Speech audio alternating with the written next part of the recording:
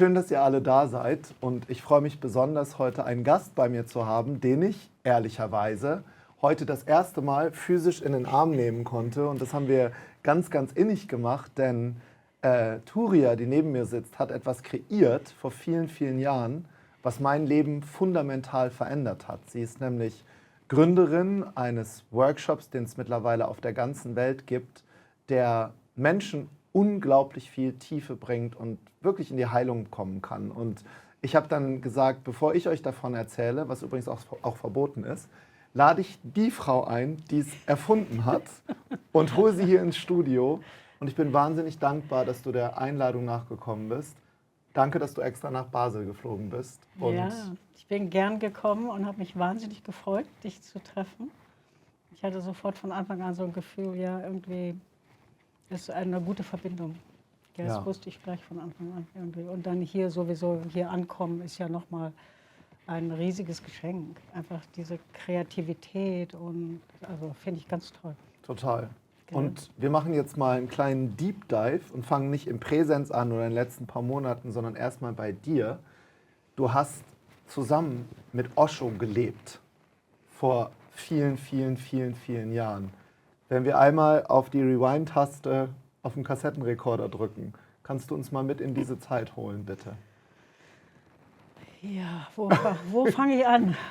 Aber ich meine, wir sind... ich war im Internat, habe jung geheiratet und dann waren wir in der Studentenbewegung der 70er in Tübingen. Wir haben studiert, Ho Chi Minh mit dem Kind auf den Schultern, haben wir revolutioniert und dann irgendwann haben wir dann festgestellt, die wirkliche Veränderung muss von innen kommen. Das geht nicht. Du kannst nicht außen was verändern, was innen nicht wirklich da ist. Ne? Und wir haben dann angefangen mit Gruppen im ZIST. Das war das erste deutsche Growth Center, das der Dr. Bündig gemacht hat.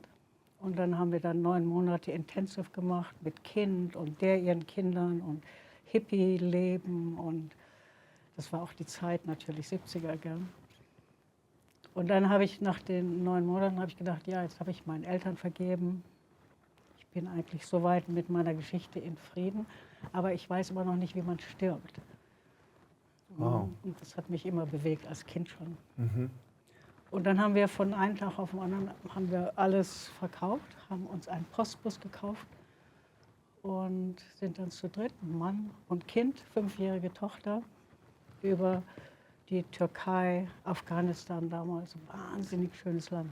Ihr seid mit dem Auto nach Indien gefahren? Ja. Nein. Wir sind mit dem Postbus und einem Kind nach Indien gefahren, zum Entsetzen meiner Eltern, meiner Schwiegereltern. Alle waren, nein, das könnt ihr nicht machen und seid ihr wahnsinnig und so. Ne? Und wir reden jetzt von einer Zeit, das war 1900? 75. Boah. Mittendrin sind wir da los. Mit dem Postbus? Ja, Postbus. Haben wir ein Bett reingemacht, das Kind im Bett, wir im Bett, Fridge. Aber ganz toll. Also ich meine, das war eine wunderschöne Reise. Und da haben wir eine Empfehlung gehabt sind wir über Afghanistan, Pakistan, Khyber Pass, famous. Ne? Also sehr abenteuerlich. Haben da einen Sufi-Meister getroffen in Herat. Ganz toll, ganz, ganz schön.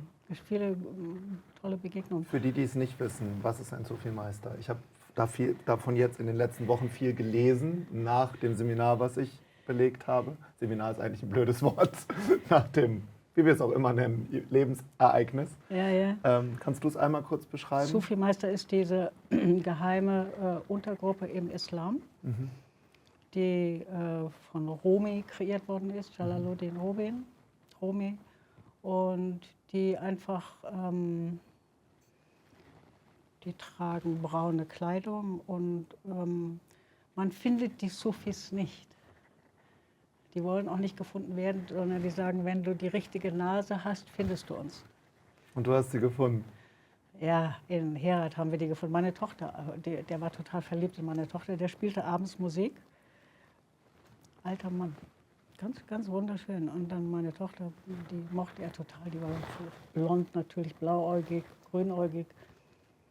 Kannst du dich noch erinnern, als wir sind ja immer Lehrende und Lernende gleichzeitig, als du da saßt in den 70er Jahren, was war das, was er mitgegeben hat auf deiner Reise? Naja, das ist einfach dieses, ich wollte jemand treffen, der weiß, wie man stirbt. Und der hatte sowas. Ne? Der hatte einfach was anderes als nur Geld und Familie und Background, all das, was wir sonst so normalerweise haben. Ne? Der hatte einfach was anderes. Und das merkst du sofort. Ja? Ich habe das sofort gespürt. Das heißt, er konnte dir was mitgeben, was dir ein Teil der Antwort gegeben hat damals? Ein Geschmack. Ein Geschmack. Wie sagt man, ein Cent, ein Geruch. Einmal riechen. Einmal so, ah ja, da ist ja noch was. Gell? Und dann seid ihr weitergezogen? Und dann sind wir weiter nach Mekloj Ganj, also zum Dalai Lama. Und da hatten wir eine Empfehlung, den Lehrer vom Dalai Lama zu treffen, Geshe Rabten. Da wären wir beim Thema Geshe aus dem Vorgespräch, den Herrn Geshe. Herr Geshe, genau. Genau da. Ja. Und der war dann 2 Wochen vorher nach Zürich versetzt. Okay. Also, und dem bist du dann auch begegnet? Seid Nein. ihr auch begegnet? Nein. Nein, der war ja weg. Ah, okay. Dann haben wir gesagt, okay, dann fahren wir weiter. Sind wir nach Kathmandu gefahren. Da hatten Ja. wir noch eine Adresse, auch von einem Tibeter.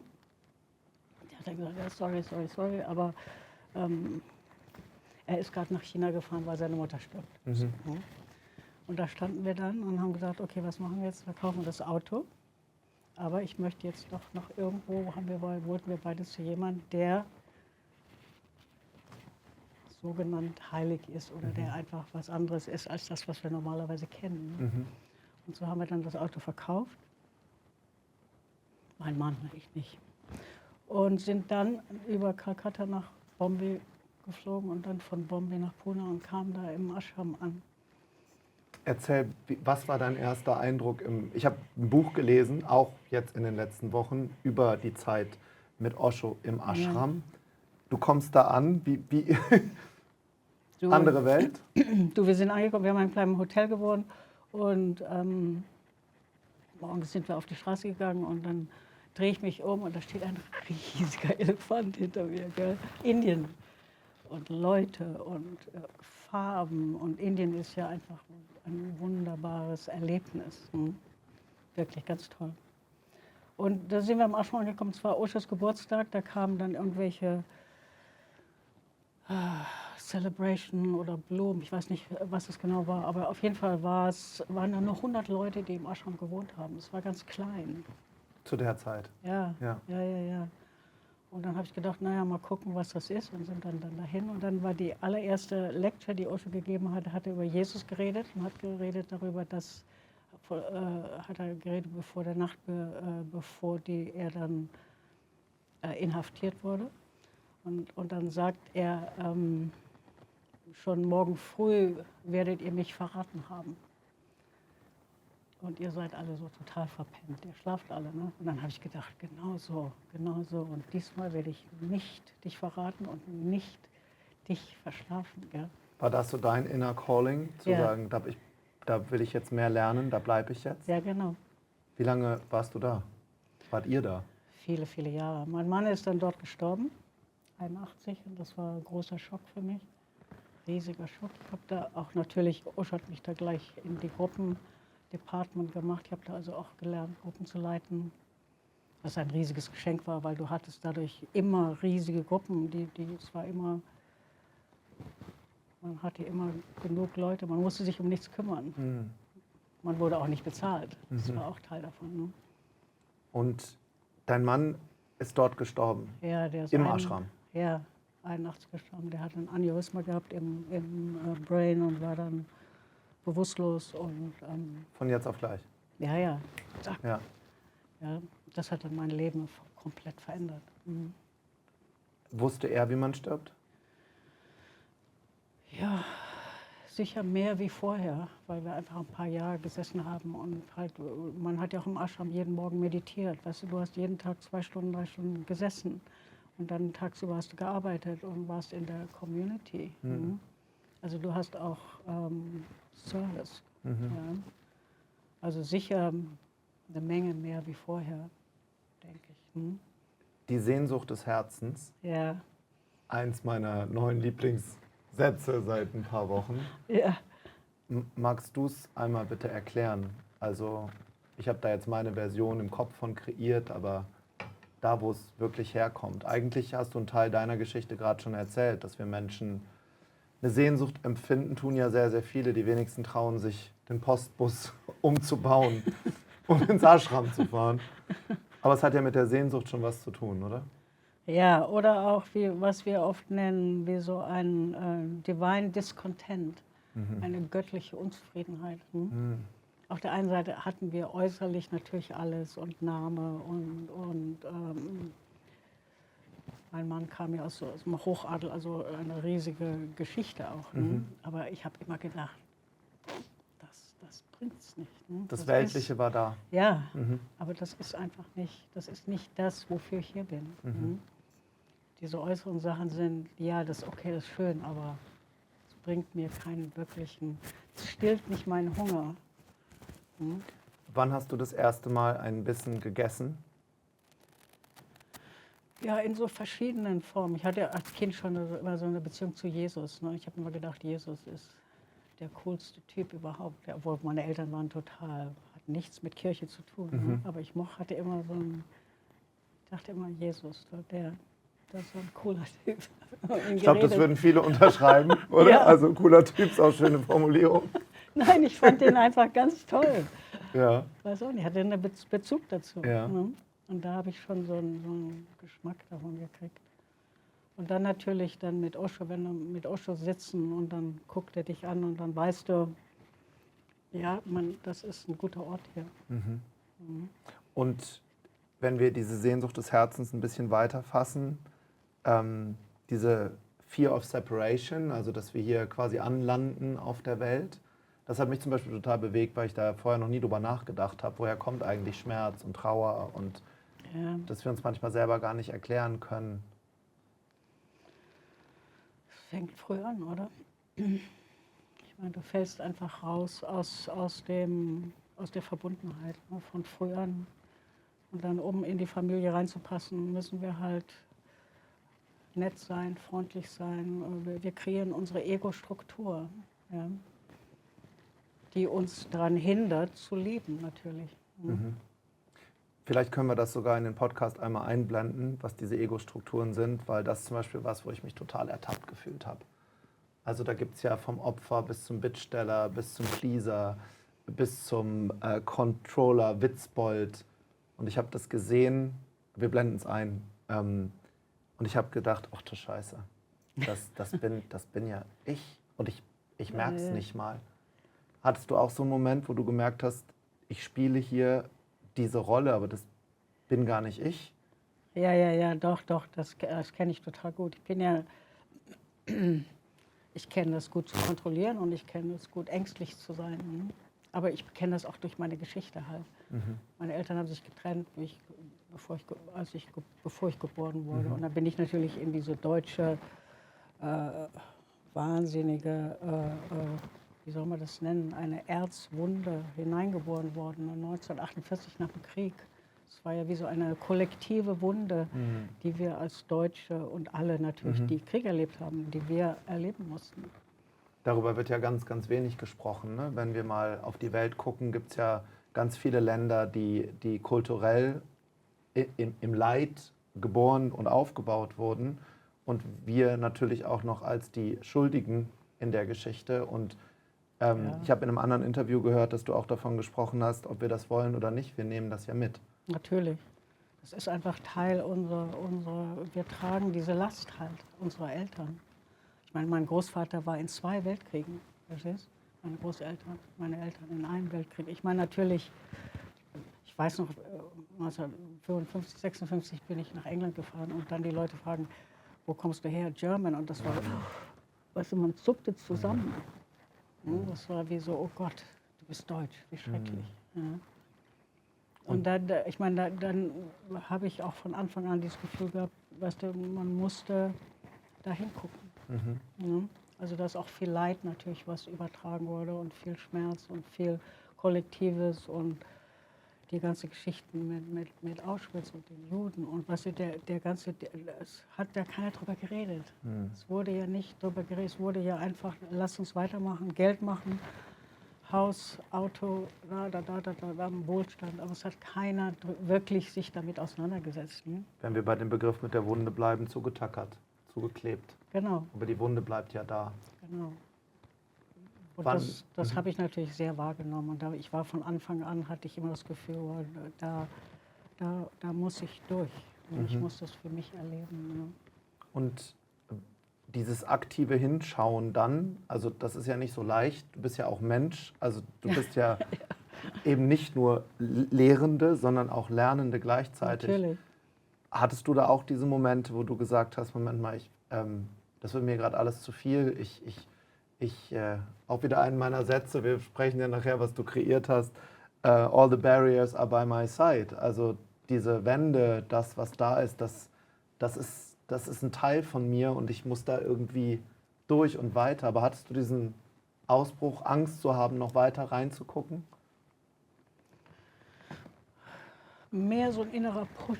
Ich wusste irgendwie, ich muss mich damit auseinandersetzen, wenn ich mit meinem Leben in Frieden sein möchte. Ja, ich muss innerlich mit dem Schmerz, mit dieser Angst, mit der Wut, mit der Hilflosigkeit auch. Meine Eltern waren nicht wirklich in dem Sinne involviert, aber trotzdem, ganz Deutschland hing da mit drin. Das war einfach so, ja. Und apropos Eltern, als du damals mit dem Postbus losgefahren bist, die Eltern waren wahrscheinlich komplett begeistert, oder? Nein, die waren entsetzt. Und dass du jetzt im Ashram sitzt. Noch entsetzter. Und dass du jetzt mit... Noch entsetzter. Und ich stelle mir vor, du hast Das dann war- irgendwann dein Äußeres verändert. Ja, und wie waren die natürlich. dann? Noch entsetzter. Das war überhaupt der absolute Höhepunkt an, Oh Gott. ihr habt sie wohl nicht mehr alle, gell? Ja. Das kann man Und- sich natürlich nur vorstellen. Und gleichzeitig ist es ja so, dass seit Jahrhunderten junge Menschen losziehen Ja, und ins Abenteuer gehen Ja. und dann erleuchtet zurückkommen oder zumindest bringen sie jede Saga, jeder Film, jedes Buch Ja, baut darauf ja. auf. Und du Aber- bist halt mittendrin. Ne? aber nicht wir, das mochten die gar nicht. Nee. Das fanden die ganz schrecklich. Natürlich, da war riesiger Widerstand dagegen. Auch neue Namen und mein Mann neuen Namen, das war überhaupt nein, das war ganz schrecklich. Da wollte ich gerade drauf kommen. Du heißt ja im Irdischen, also wir heißen Miriam Müller oder Tobias Beck und ich habe dich als Turia vorgestellt. Gut, das ist gut so. Wie kamst du an den Namen? Den habe ich von Osho gekriegt. Wie kriegt man den Namen? Ja, wir hatten dann Darshan, wir hatten Darshan nennt man das, wenn man abends mit Osho zusammensitzt. Und wir waren damals noch 15, 16 Leute, war ganz klein, kein Mikrofon, gar nichts. Und dann kam er an und sagt, ja, setz dich her und da-di-da-di-dam. Du heißt jetzt so. Ja, und dann habe ich gefragt, wo ich herkomme. Und dann CIS-Gruppen, habe ich viel Gruppen gemacht, habe viel gemacht. Und dann hat er gesagt, ja, you're ready. Ding, hat mir die Maler um den Hals gehängt. Dein neuer Name ist Ma Prem Turiya. Prem heißt Liebe natürlich und Turiya ist the fourth way, ja, der vierte Weg. Was ist der vierte Weg? Der erste Weg ist ein Bewusstseinszustand, der von Patanjali Yoga kommt. Der erste ist Wachheit, der zweite ist Traum, der dritte ist Schlaf. Und der vierte ist Beyond und das ist eine bestimmte Form von Erleuchtung. Wow. Normalerweise geht es ja umgekehrt. Ja, Man ja. denkt schlafen, wach Ja, und dann wach. Ja, Ja. nein. Bei dir ist umgekehrt. Bei mir war es gleich umgekehrt. Schön. Wieder ein Gespräch mit den Eltern, oder? Genau. Die haben doch... Die haben da nie nachgefragt, was Nein? es bedeutet. Nein, nicht Wirklich nicht. Nicht wirklich. Das hat sie Es nicht ist wirklich vielleicht aber auch interessiert. spannend, dass du das sagst, weil ich glaube, es gibt ganz vielen, die hier zuhören, auch ein Gefühl von Hoffnung, dass unverstanden werden auch nicht unbedingt schlimm sein muss, wenn du Nein. deinem Pfad eben folgst. Ne? Ja, ich kann das auch verstehen. Warum sollten sie sich für unseren Karma interessieren? Das ist auch sehr weit, weil unser du? Ego natürlich verstanden werden will. Ne? Besonders von Menschen, die wir lieben. Ja, aber das war schon okay. Ich war da schon, ich war da schon ganz schön weit weg davon. Ich habe von früh immer das Gefühl gehabt, zu wem gehöre ich? Ja? Zu meiner Familie erstmal nicht. Da bin ich ja früh weg. Bin am Internat gewesen und habe mich da früh gelöst. Und dann natürlich zu meinem Mann. Und dann ist mein Mann gestorben, dann war das auch, ich gehöre immer zu dem, den ich liebe. Ne? Und dann war das erstmal auch weg. Ja, und dadurch habe ich immer dieses Gefühl gehabt, wo gehöre ich hin? Was eine Schule. Als dein Mann dann verstorben ist, das Gefühl von Trauer und Ohnmacht, das sind ja auch Stufen, die wir durchgehen. Wann hast du dann gemerkt, dass da noch mehr ist als Trauer und Schmerz? Weil das eine ist, in einer schönen Umgebung zu sein, wo sich alle lieb haben, aber dann passiert eben was im Leben, wie bei uns allen. Ja. Und dann liegen wir auf dem Boden und winseln und da zählt dann eben nichts mehr. Genau so ist das auch. Ne? Das hat mein Leben komplett verändert. Das war wenn ich jetzt denke, bevor er gestorben ist und danach, ich bin wie eine andere Identität. Ne? Da war ich seine Frau. Ja? Und danach habe ich angefangen, ich bin ja nicht nur seine Frau, ich bin ja eigentlich was immer. Ja? Wer bin ich eigentlich? Hm? Ja, das ist die ganz große Frage. Ja, und das ist dann immer wieder so gekommen. Wer bin ich eigentlich und was will ich für mich in diesem Leben erfüllen? Ja? Und wo gehöre ich eigentlich hin? Und wie komme ich nach Hause? Ja, und wie komme ich nach Hause? Das ist der Keysatz. Und wo ist zu Hause überhaupt? Ja, frage ich dich. Also, wie komme ich hin? Wir haben ja den Hintergrund als Himmel gewählt. Also, wenn ich jetzt dahin möchte, wo kriege ich das Ticket und was muss ich da machen? Ja, eine der Grundsatzfragen des Lebens. Was hätte Osho darauf geantwortet? Was antwortet Turia darauf? Naja, meine Erfahrung ist natürlich, dass das Zuhause nur hier ist. Dass das wirklich hier, aber mein Ego ist kreiert, du. Ne? Ich muss dir gefallen, ich muss es dir recht machen, ich muss meiner Mutter happy machen, ich muss meinem Vater dies und jenes beweisen. Meine Struktur ist alle immer nach außen. Ja, wir werden programmiert, nach außen zu gehen. Ne? Das Glück ist, wenn ich den richtigen Job habe, wenn ich genug Geld habe, wenn ich die richtigen Kinder habe. Wir sind so außen programmiert und identifizieren uns natürlich damit. Ja? Und dann plötzlich sagen, wow, wenn das nicht so ist, was ist eigentlich dann da? Ne? Und dann ist natürlich erstmal gar nichts da. Das ist ja Leere. dann kommt diese große Leere. Ne? Und das ist da, wo viele Leute aufgeben, weil sie Angst haben vor dieser Leere und dann gehen sie in Depression, weil sie Angst haben, damit umzugehen. Ja? Und das habe ich über Meditation mit Osho gelernt, mit dieser Leere da sein, meditieren, sitzen, einfach mit dem sitzen, was ist. Nicht irgendwas machen, tun, kreieren, sondern there's nothing. Und du hast es gerade gesagt, du musstest es lernen, das ist ja wirklich nicht so leicht. Ne? Also Nein, das ist überhaupt nicht leicht. Gar nicht. Nein, gar nicht. Auch mit dem, wir sprechen ja gleich über das, was du entwickelt hast, was ihr entwickelt habt. Come as you are. Also aus dem Moment heraus, nicht aus dem, was war, was sein wird, sondern wie du jetzt gerade bist, in diesem Raum Platz zu finden. Dann kommen ja diese Fragen erst richtig los. In Gottes Namen, wer bin ich denn eigentlich? Also was ist jetzt mit meinem Beruf, was mit dem, wo ich alles angehaftet bin? Genau. Das ist eine total schwierige Frage. Ja, und sich das überhaupt erstmal zu sehen, ja, und dann zu gucken, das bin ich auch, aber nicht nur. Und wer bin ich eigentlich wirklich und wofür bin ich eigentlich hier? Was ist meine Aufgabe, die ich hier erfüllen soll? Die Seelenaufgabe, ja, nicht die irdische, genau. was das... Ja, und das Ego ist halt wahnsinnig intensiv. Wir wollen anerkannt werden und gesehen vom anderen und der andere soll mich lieb haben und der andere soll dies und hü und hot machen. Ja. Aber sind wir immer da draußen? Ne? Du hast nie das Gefühl, Total. Und wenn wir auf deinen Namen gucken, auf diese 4 Ebenen, also es ist ja nicht nur Familie, Freunde, Bekannte und der Kampf im Inneren, es ist ja auch noch gesellschaftliche Erwartungen. Ja, vom natürlich. Berufsinformationszentrum, wo die Leute ihre Stärken eingeben, dann kommt Florist. Ja, sagen die Leute, werde ich halt Florist und haften das an ihr Leben 40 Jahre. Genau, ganz genau, ja. Und kommen dann zu dir und merken plötzlich, und das ist übrigens auch richtig anstrengend, ich habe es ja live gesehen an mir und an anderen, Moment mal, was ist, wenn ich das überhaupt nicht bin? Was ist, wenn das was Konstruiertes ist? Da muss ich ja wieder bei mir gegen eine ganz, ganz große Wand selber. Und das ist nicht so einfach, Nein. damit klarzukommen. Ne? Das braucht dann die Liebe zur Wahrheit einfach. Ja? Du musst dann irgendwas in dir haben, was gerne gucken möchte. Mhm. Und das wollen nicht alle Leute. Ne? Für manche Leute ist das zu viel und die gehen dann zurück zu der alten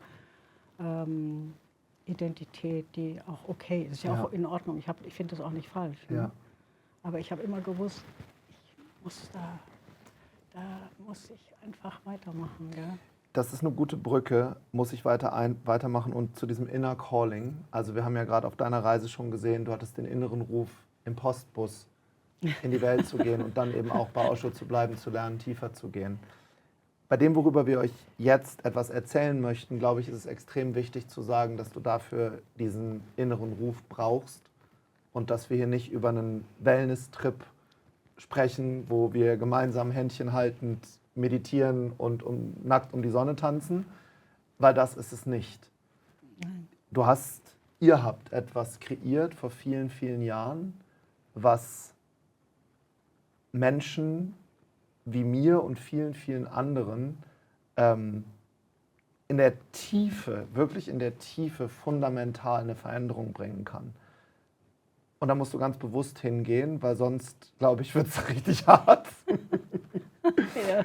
Lass uns über Path of Love sprechen, was ursprünglich mal anders hieß. Fangen wir mal da an. Ich habe ja mittlerweile ein bisschen Research gemacht, weil Gut. ich bin ja einfach irgendwie da gelandet. Ja. Das hieß ja mal anders. Ja. Wir waren in Amerika, Osho ist ja gestorben in den 90ern und dann waren wir, und dann nachdem Osho tot war, haben wir alle gedacht, wir sind erleuchtet. Wir haben das Gelbe vom Ei gegessen und so. Und dann, um dann festzustellen, dass eigentlich alles, was da passiert ist, lief auf seiner Präsenz. Ne? Und dann, wenn du da rausspringst, hast du gar nichts, ist erstmal gar nichts. Ja? Das ist auch spannend. Das heißt, das war ja auch eine gewisse Form von Anhaftung von diesem Konstrukt wieder. Total. Ne? Plötzlich gehst du raus und denkst, oh ja, wer bin ich dann eigentlich? Überhaupt nichts. Da ist keiner, der dieses riesige Feld hält Und die anderen sind Huha weg. machen. Ne? Ja. Und da fing dann die Reise an und da kam Miracle of Love rein, die das in Amerika geführt haben, Kalindi und Lady Gail. Und dann, wir haben dann beide da den Prozess gemacht und fanden das total gut, weil du ich habe immer gedacht, man kann sich jetzt in den Himmel meditieren. Jetzt, wenn ich jetzt lange noch meditiere, ist alles okay. Ne? Sehr schön. Aber, ja, ich weiß, es geht vielleicht auch. Aber da hast du dann plötzlich, die haben dann nochmal mit den Gefühlen gedealt. Ne? Die sind wirklich nochmal in die Gefühle reingegangen, in das Longing reingegangen, in die Tiefe von jedermanns Schmerz, der auch da ist. Ne? Immens großer Schmerz. Immens, immens. Ne? Der übrigens in unserer Gesellschaft ganz, ganz oft weggedrückt wird. Ne? Bei Männern und Frauen, bei uns allen. Eigentlich immer weggedrückt wird. Ich glaube, unsere Gesellschaft ist aufgebaut, dass man den nicht spürt. Ne? Und natürlich, mein Sufi, einer von meinen Sufi-Lehrern hat immer gesagt, ja, dein Herz muss brechen, nicht nur einmal, sondern viele, viele Male, damit du eigentlich lernst, was wirkliche Liebe ist. Ja? Das ist mir immer hängen geblieben. Es Hab muss immer gedacht, brechen, damit du lernst, was wirkliche Liebe ist. Ja, Und aber- mehrfach. Ja, der war so ganz relaxed damit, weißt du, So wie ich beim Path of Love. Ja, weißt du, wo wir dann, oh nein, und er hat mich verlassen. Oh. Also, very, Im very Nachgang good, kann man drüber sehr, lachen. sehr gut. Das muss passieren. Ja. Und zwar nicht nur einmal, sondern viele Male. Ne? Wir Aber- verstehen es halt immer erst im Rückspiegel. Ne? In dem Moment ist richtig blöd. Ja.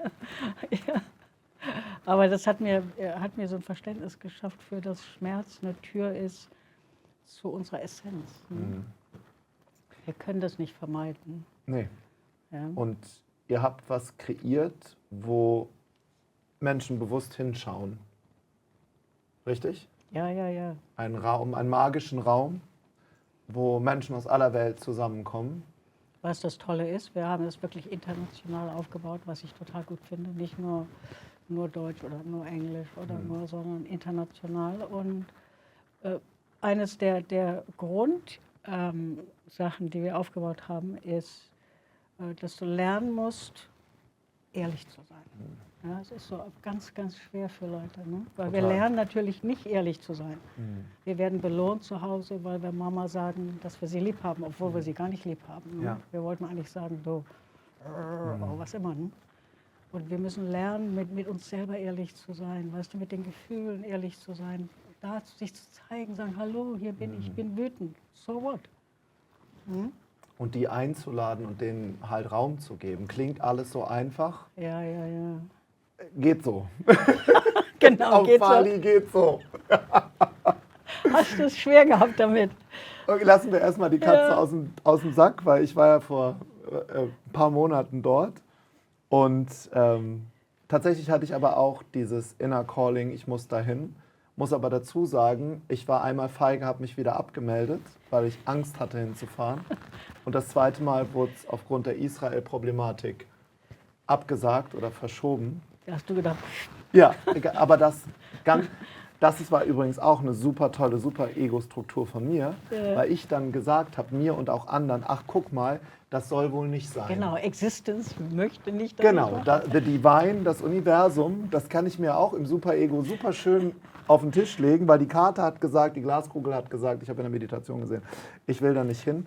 Toll. Und irgendwas in mir, ein guter gemeinsamer Freund von uns beiden, Christian Gärtner, den ich seit 20 Jahren nicht nur als Freund habe, sondern als ganz, ganz engen Seelenbuddy, der hat ganz unaufgeregt immer davon gesprochen. Und ich bin ganz ehrlich, in den ersten 3 Gesprächen, ich war nicht ready.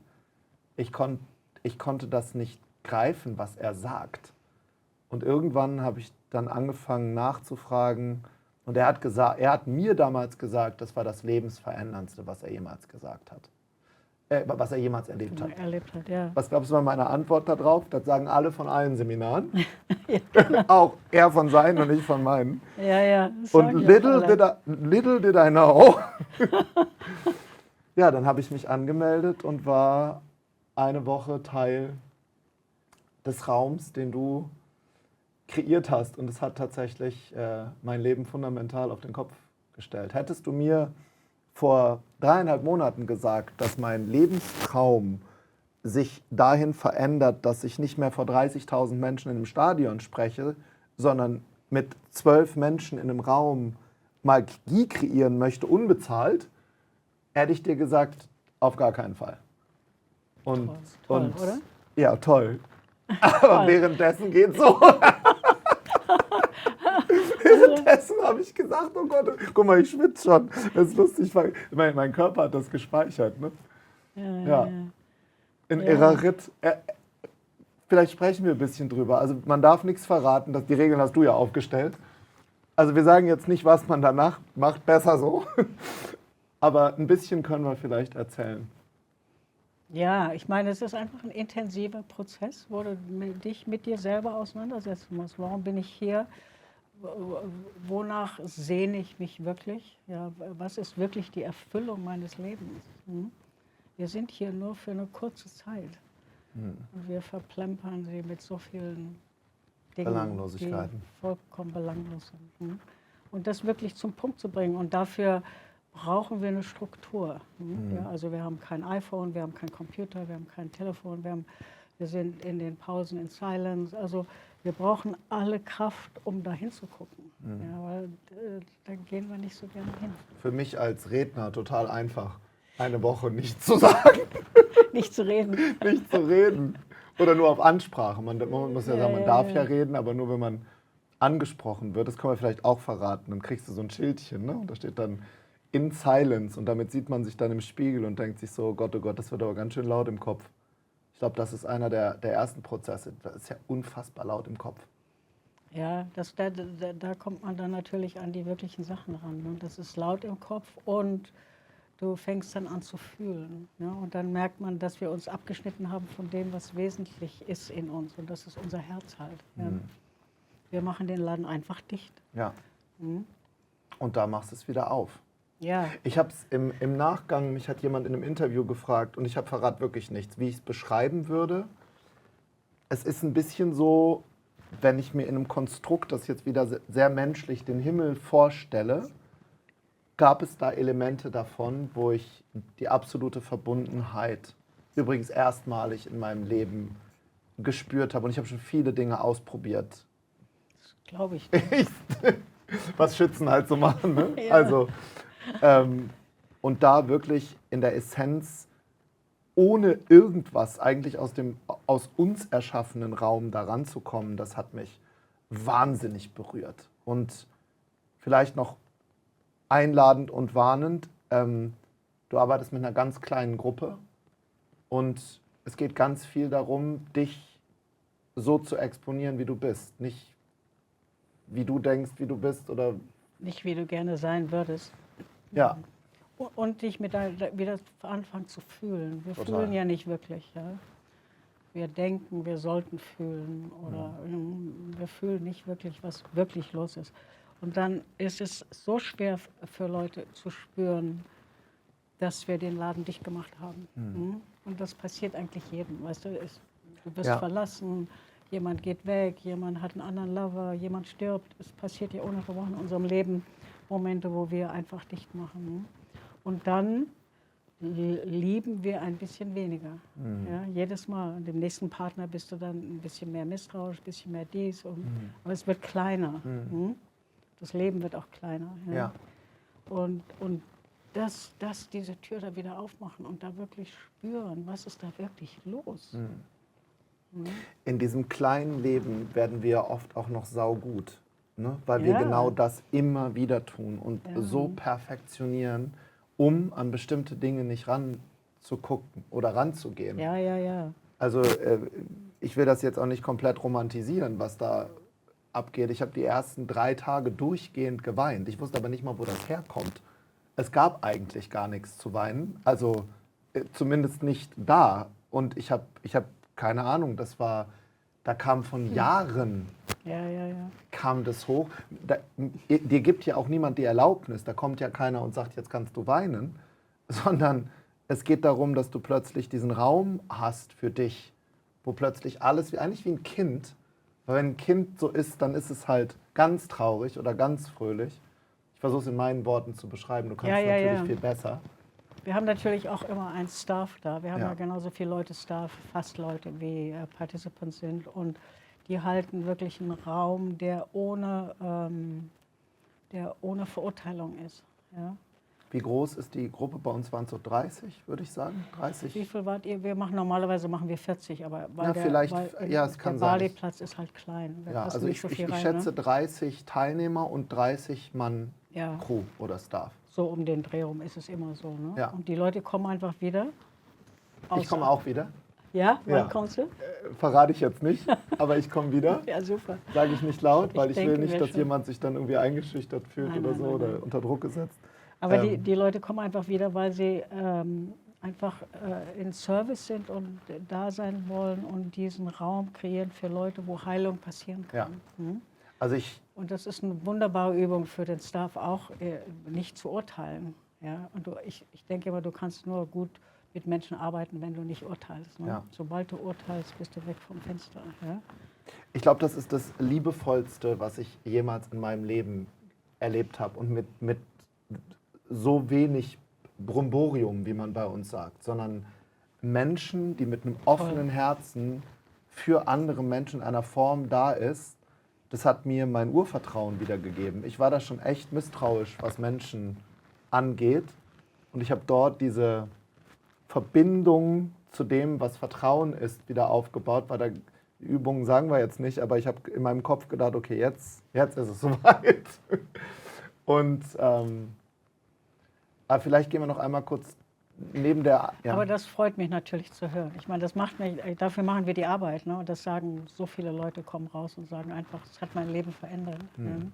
Ich habe früher in meiner Arbeit, als ich Mentoren oder Gurus gefolgt bin, auch gestafft. Ich habe bei einem amerikanischen Trainer mit Klettband so diese kleinen Fussel vom Teppich geholt. Aber auch da hättest du mir vor 3,5 Monaten gesagt, dass ich auf meine Kosten eine Woche nach Bali fliege, um an den Ort zurückzukommen, wo ich das erlebt habe, um dort zu dienen, auch im Schweigen.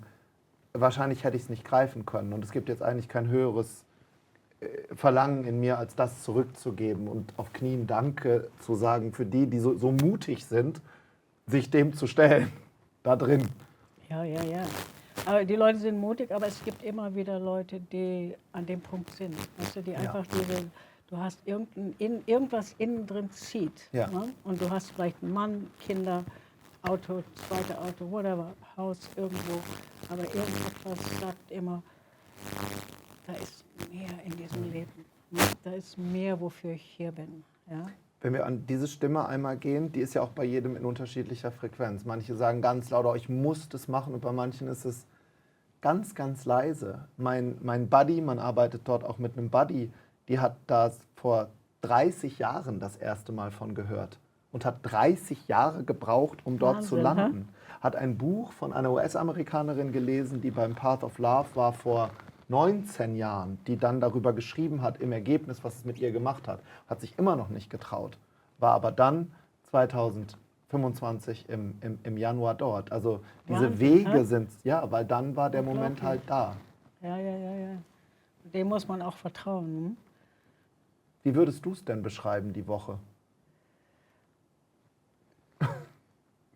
Das ist immer wahnsinnig intensiv, ne, weil wir auch als Staff-Team, also als Facilitator-Team, wir treffen uns vorher, wir haben 2 Tage vorher Vorbereitung, wir setzen uns auch mit unseren Sachen auseinander.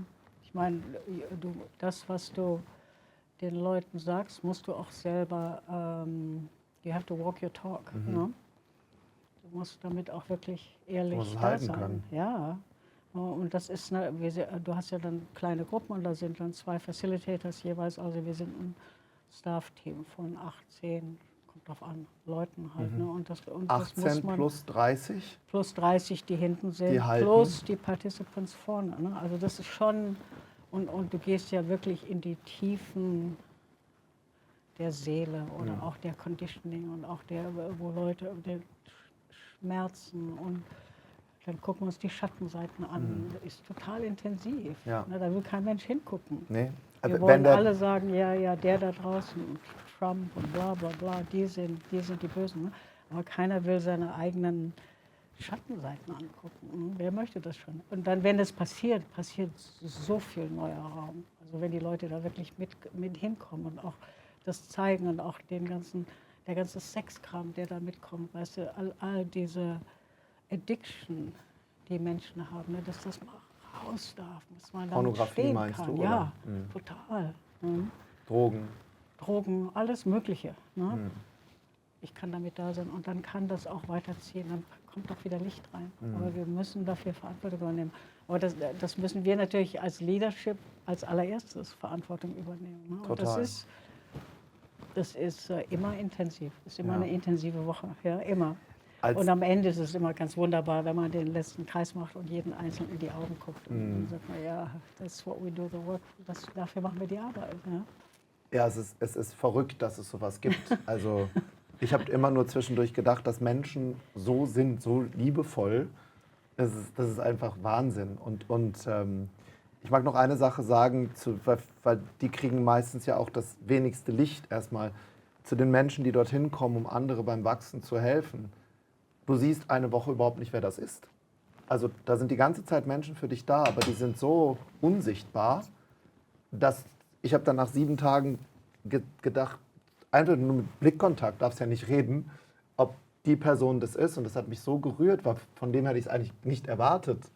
Und ich fand das, auch als wir die Handys dann zurückbekommen haben, nach einer Woche, das Spannende war, niemand von uns wollte das wiederhaben. Das ist immer so, keiner will diese Dinger zurückhaben. Niemand.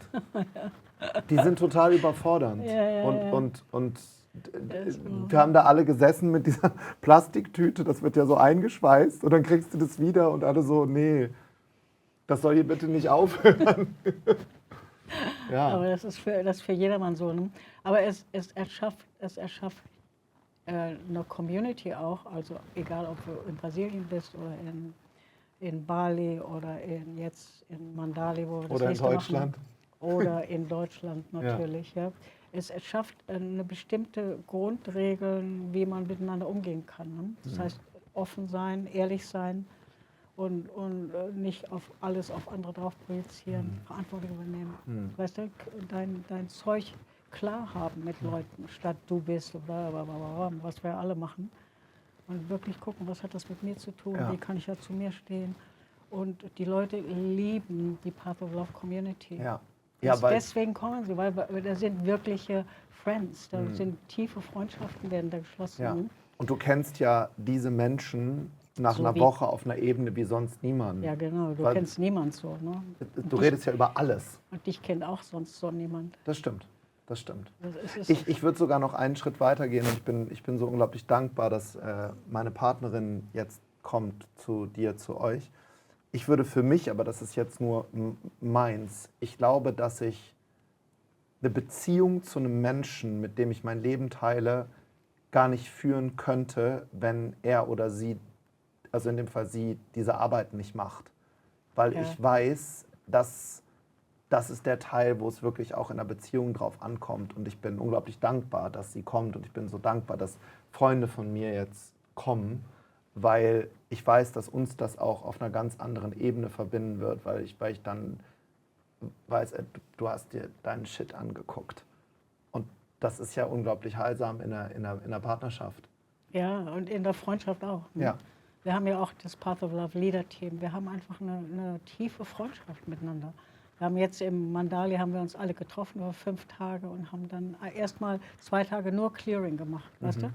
Hinsetzen, was projiziere ich auf dich? Was hat das mit mir zu tun? Wie können wir miteinander wieder uns mögen? Ne? Und das kreiert wirkliche Intimität. Total. Ja? Emotionale Intimität. Ne? Es ist so wie, das kreiert Freundschaft. Ja. Ja? Es kreiert Offenheit. Ich weiß, woran ich bin. Nicht der quatscht hinter meinem Rücken irgendwas ganz anderes. Ja? Ja. Das ist so, die Leute sehen sich nach dieser Verbindung. Und Ja. das ist für mich auch das, was natürlich kommt, da viel Trauma hoch bei Leuten, was immer hochkommt. Ne? Aber in dem Moment, wo wir Verbindung machen, ne, diese Verbindung, die wahrhaftig ist, das ist das, was heilt. Ja. Ne? Wir haben alle Trauma natürlich, aber das Schlimmste war, dass wir isoliert waren, dass keiner da war. Ja? Und das im Path of Love ist da jemand. Ne? Der sieht dich in deinem Schmerz, in Ja. deiner Überfordertheit, in deiner Verzweiflung oder in deinem Ärger oder in deiner Wut, was auch immer. Und sagt, ich bin da, du bist nicht allein. So wie du jetzt gerade bist. Ja, ganz genau. Und das kreiert diese wahnsinnige Heilung. Ja. Auf gesellschaftlicher Ebene, ich habe letzte Woche gelesen, dass es noch nie eine Zeit gab, wo so viele Anfragen bei Psychologen sind und Psychiatern und es gibt keine Plätze. Wir sind in einer kranken Gesellschaft. Und du hast das vorhin kurz gesagt, du hast über Trump gesprochen und wie auch immer wir den jetzt bewerten, über Dinge im Außen sagen, formulieren wir es mal so, Kriege, Nöte. Und du hast dann gesagt, was eigentlich denn mit mir? Also Genau. was eigentlich mit dem Krieg in mir? Genau. Was ist eigentlich mit dem Trump, Putin, wie sie auch alle heißen, in mir? Was ist mit meinem eigenen inneren Tyrannen? Ja. Ja? Was mache ich mit meinen Kindern? Na, da plötzlich machst du irgendwas mit deinem Sohn und denkst, oh, das war jetzt Wer aber ist nicht so das gut. jetzt? Ne? Ja. Und dann tun wir so, es hat nichts mit mir zu tun. Ne? Und da wirklich hinzugucken, den Schatten, da wirklich da Verantwortung übernehmen und sagen, hey, ich bin eben auch ein, was auch immer, ne? Violent oder gewalttätig oder. Ja? Das ist ganz schwer. Ne? Die meisten Leute wollen das immer abschieben, das ist jemand anders. Das war deine Schuld. Was ist deine Vision Meine Vision? für die nächsten Jahre? Ja, einfach, dass die Arbeit weitergeht, dass wir wollen neue Leute trainieren. Wir brauchen neue Leaders. Wir werden alle ein bisschen alt. Du bist nicht alt. Naja, es hat seine, weißt du, wir brauchen junge Leute. Wir brauchen junge Leaders natürlich, die Arbeit fortsetzen. Ja.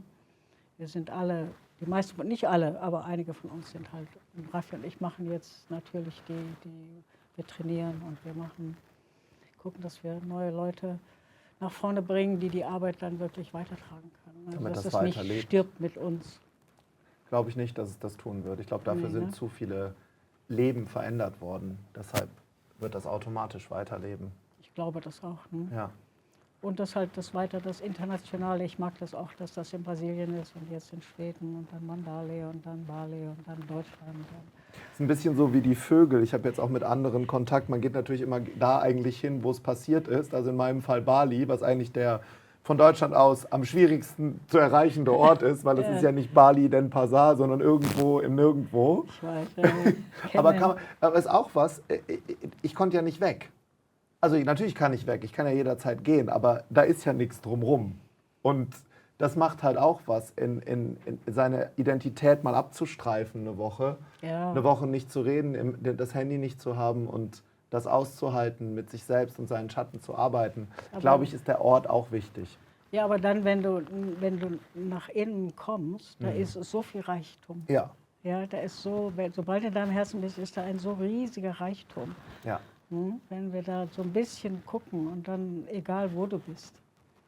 Ja, das ist Dann ist der Raum egal, das stimmt. Das ist wirklich dann, wenn diese Verbindung da ist, ne, Menschen, und du bist angenommen, weißt du, dir hört jemand zu und du spürst einfach, da ist dieser riesige Schatz im Herzen, ne, an den wir nie drankommen, weil wir zu verletzt sind, zu reaktiv. Ja.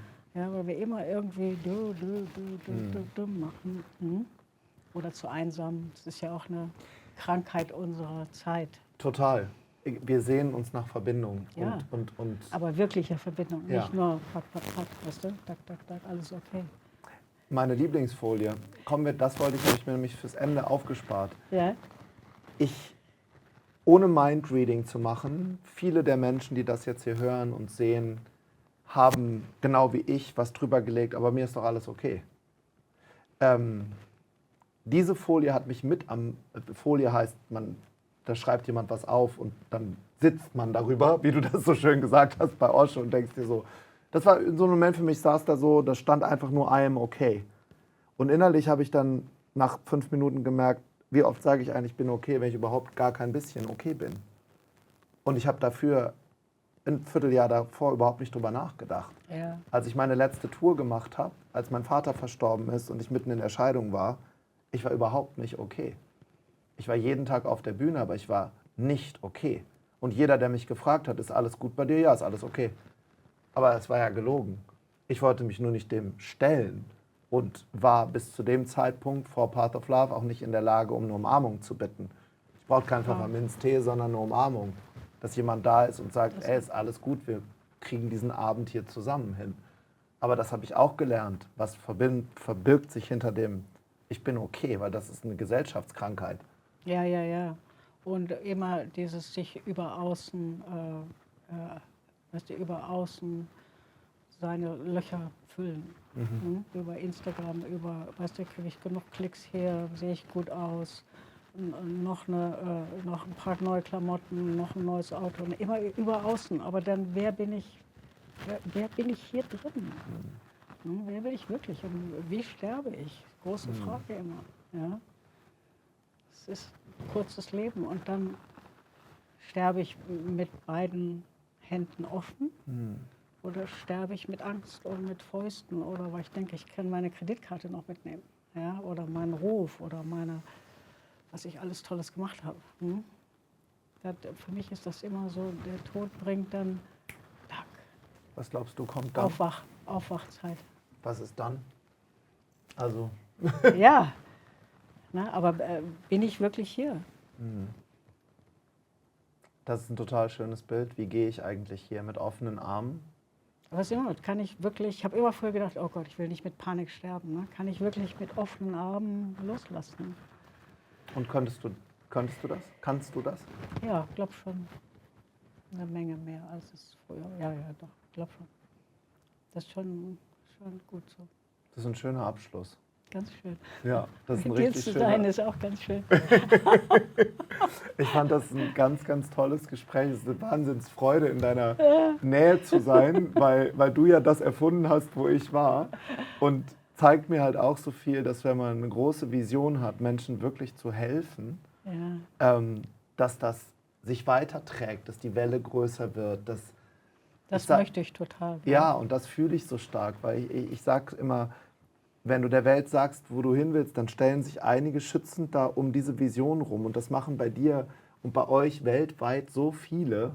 Und Stimmt, dass ich einer der eurer Schüler sein darf, das ist einfach eine ganz, ganz große Freude und Ehre. Und da weiter zu lernen. Ich habe mich ja gerade beworben, da habe ich noch keine Antwort bekommen, ob ich noch weiter lernen darf. Da musst du dich nämlich überall bewerben. Also für all diejenigen mal, die bei unserem Programm 20 Minuten Telefonat führen, wo wir gucken, hast du eine Vision? Das hier ist anders. Da musst ja, oder? Ja, natürlich. Du musst ein Interview vorher machen. Ja, aber das ist wie? auch gut. Da fängt es schon an. Ja, fängt es schon an. Da geht's schon los. Da geht's schon los.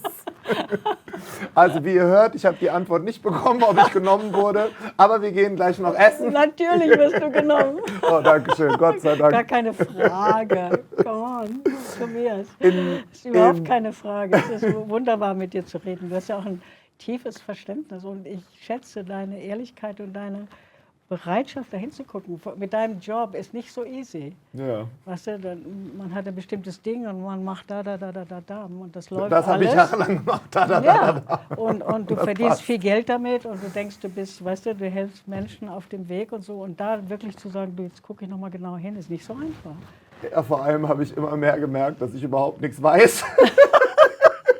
Es ist doch das Das Tollste. ist eigentlich, machst eine Türe auf, denkst, oh, jetzt bin ich halb erleuchtet und merkst, oh no, hier sind 30 andere Türen. Ganz schön doof. Das kenne ich auch. Ja. Das kenne ich auch. Ja, aber ich meine, da fängt es an, Ja. weißt du? Ja, da ist der Anfang. Da findet Leben Ja, da geht's los. statt. Ne? In dem Moment, da ist man lebendig, in Mhm. dem Unknown. Ja? Obwohl das heute die Welt so crazy ist und so weiter. Aber in diesem Moment, wow. Und das bin ich macht da. ihr so toll, dieses Unknown. Du weißt 7 Tage nicht, was in der nächsten Minute passiert und das Gehirn macht, das Gehirn ist ja richtig, vielleicht das noch am Ende. Versuch Das das. Gehirn ist ja richtig brutal, ne? Also, Ja. was mein Gehirn mir erzählt hat da, was dann noch passiert und das ist ja wirklich Wahnsinn. Solltest du jetzt ein Inner Calling nach all den Warnungen, die wir gegeben haben, Das ist auch eine Einladung. genau. Du sprichst die Einladung aus, ich die Warnung. Also Nein. wenn ihr fühlt, das ist genau das, diese Sehnsucht meines Herzens, das habe ich jetzt. Also ich fühle das in mir. Nicht nur ein kognitives, oh, klingt nach einem netten Seminar, sondern ein inneres Gefühl eines quasi ich muss dahin. Dann schicken wir dir natürlich hier, entweder wo du das gerade hörst oder bei YouTube, den Link darunter. Da kannst du dir das in Ruhe anschauen. Path Retreats, ne? Oder Ja, Path of Path Love. Retreats, pathretreats.com, ja. Genau. Und ich freue mich natürlich total, wenn ihr kommt. Ja, ich mich Ja. auch, für jeden, der Weil ich der es wirklich macht. immer so froh bin, wenn Leute sich trauen und dann so dich zu sehen, wie du strahlst und wieder ein neues Leben anfängt. Denk, ja, genau, that's it. Ja. Ja, dafür bin ich hier. Darf ich dich noch einmal in den Arm nehmen? Gerne, Dankeschön. gerne. Vielen Dank. Ganz Und schön. euch, ja, danke, dass ihr dabei wart, dass ihr zugehört habt. Und gibt es noch was? Vielen Dank. Ja, vielen Dank. Vielen Dank, Tobias, dass du mich eingeladen hast. Ja. War ganz schön mit dir. Ich habe das sehr genossen. Ich auch. Ich liebe deine Lebendigkeit und deine Bereitschaft hinzugucken Hm. und deine Liebe.